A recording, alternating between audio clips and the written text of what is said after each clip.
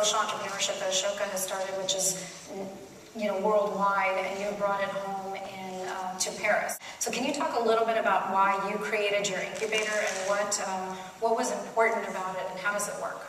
So the Beehive, very concretely, is a space in central Paris. It's 6,000 square feet. We opened 2 years ago. We are ourselves a social business, so we founded the Beehive as a social business. So there are 4 co-founders, all social entrepreneurs, addressing the issues of social entrepreneurs. It's a model that we experimented with the precise aim of enabling social entrepreneurs, social innovators, or anybody fitting those descriptions, as we know it's a question in itself, to grow. How do they grow? By connecting with each other, by being more visible, by having a collective voice, a collective identity, and of course collaborating within the space on a variety of issues, which enables them to bring more solutions to the beneficiaries or what they are developing concretely. So the services we provide are the space. I'd say we use the space as a tool. Our nightmare would be to become a shared office. That's really not the model at all. The open space where people take their place is an excuse for people to work together on social innovation. So that somebody working on women empowerment can be next to someone working on microfinance, share practices at all levels, informal, formal, professional networks, clients, beneficiaries, etc. And that their collaboration creates something new. There are 100 people today working within the Beehive in Paris. We've had the luxury, in a way, of being full, of having waiting lists since we opened. This is very important because there needs to be some kind of criteria for the people to be in this community of social innovators for it to have an added value to society. That was really at the core of the project. I'd say it's definitely less rigid than the Ashoka criteria because we have a different aim. We don't want to choose a few people who will carry the sector forward. We want to be a service on the market that any Parisian can go to if they develop a quality in their work that fits our expectations. The criteria are to have the potential of a business model or a business model, depending whether the initiative has been started already or not. To be transparent on the practices, because we define ourselves as a living lab, and it is that in practice. So in our events, in our exchanges, we do talk about numbers, about practices, and that is part of the experiment. So it's very important that the people actually want to share their work. Then there's also the innovation, of course. We define it a little bit differently, but it's really of no importance. But we put a lot of emphasis on replicating models from around the world here. So that's a strong aspect of innovation, is taking a model from somewhere else and making it work in Paris. And the opposite works as well, exporting the models that work in Paris to other countries. So we are linked to other communities of entrepreneurs around the world. And the last criteria is the impact, so the number of people touched by the initiative. So for 2 projects that fulfill the same quality of criteria on the other criteria, we'll favor somebody who touches more beneficiaries in their solution.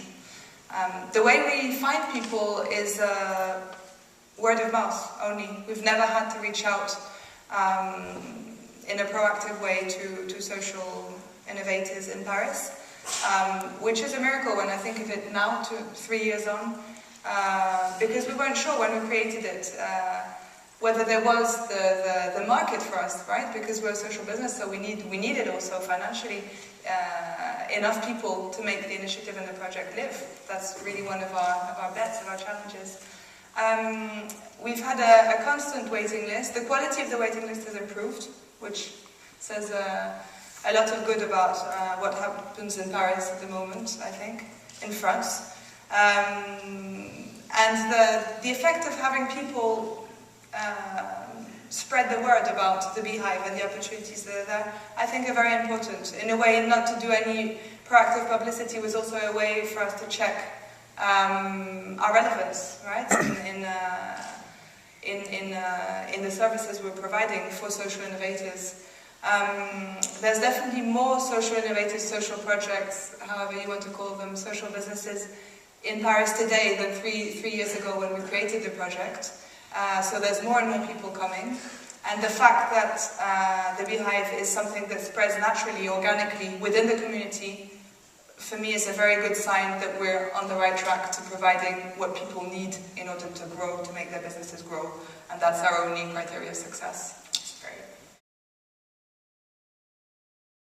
You've now heard a lot of different conversations, and you provide a space that allows not only local networking, but you provide almost back office services to many of your community as a way to work together, as a way to have impact together, and in a very local context of Paris.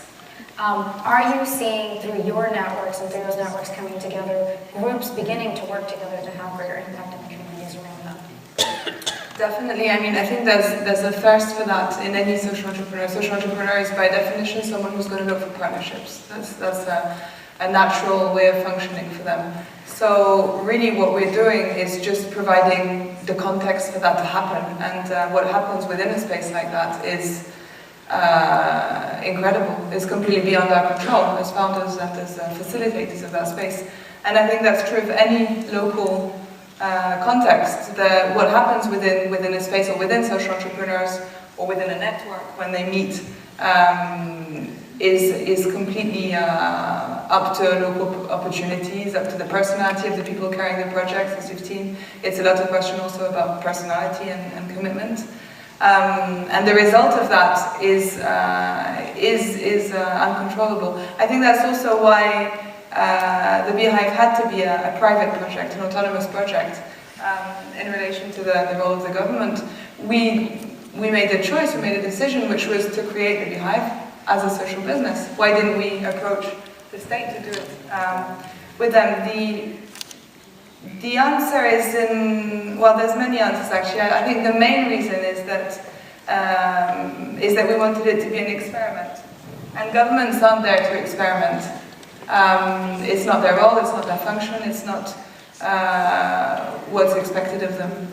And I think we were talking yesterday about the presumptive yes, which was very interesting. I related a lot to that because I think what we're trying to do with creating a space like the Beehive is creating a space where the right to failure that was mentioned yesterday also, where the presumptive yes, all these things are present. It's creating a culture in a place, in a specific place, where actually getting your hands into social innovation and building something that you believe in because you want to start a new life or for a variety of reasons is possible.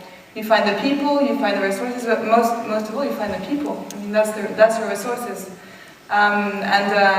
Creating a peer group, or facilitating the birth of a peer group because you can't create one, is really the catalyst to greater innovation and to the growth of these projects.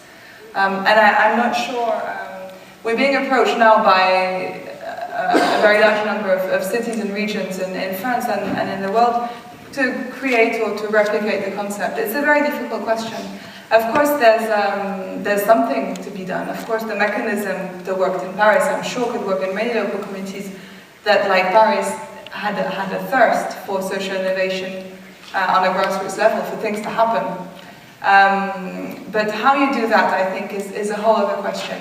I think really a huge factor of our success, a condition for the success of the Beehive, was really to be grassroots and to be geared, managed, created, facilitated by the people who needed it. Exactly like in Yuyun's example. Then, of course, we work with local authorities and now the Mayor of Paris and everybody who needs to collaborate with us because you were saying, social entrepreneurs needs government. I think governments need social entrepreneurs more than the opposite. I mean, I'm seeing that certainly with the Beehive. I mean, of course, when we were starting, it was all, a crazy challenge. Now that we've succeeded, they need us. And I think that's the case of any project that goes to... That's a very good point. I'm going to open it up to the audience.